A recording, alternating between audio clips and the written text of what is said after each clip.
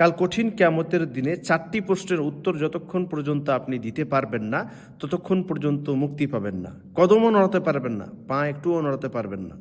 সেই 4টি প্রশ্ন হচ্ছে আন উমরিহি ফিমা আফনা।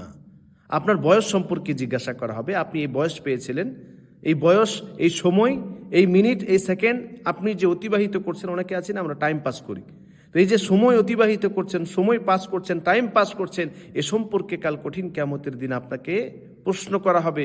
কোথায় আপনি সময় অতিবাহিত করেছিলেন? সময় নষ্ট করেছিলেন? সময় টাইম পাস করার পিছনে ছিলেন, না এই সময়টা ভালো কাজে লাগিয়েছিলেন? দ্বিতীয় প্রশ্ন হবে আপনার ইলম সম্পর্কে, আপনার জ্ঞান সম্পর্কে। আপনি যে কোরআন হাদিসের এত কিছু জ্ঞান অর্জন করেছেন, এ মোতাবিক আমল করেন কি করেন না, এটা সম্পর্কে প্রশ্ন করা হবে। এভাবে আপনার সম্পদ, আপনার টাকা পয়সা কোথা থেকে আপনি অর্জন করেছেন এবং কোথায় খরচ করেছেন, দুটোই।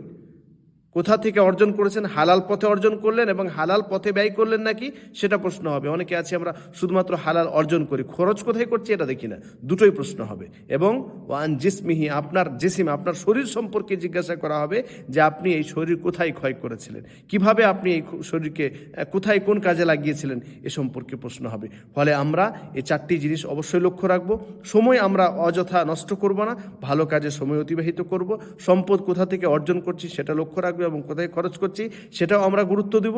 সাথে সাথে আমরা যে ইলম অর্জন করছি, শিক্ষা অর্জন করছি, সেটা মোতাবিক আমল করার চেষ্টা করব। আল্লাহ তাআলা আমাদের সকলকে তৌফিক দান করুন।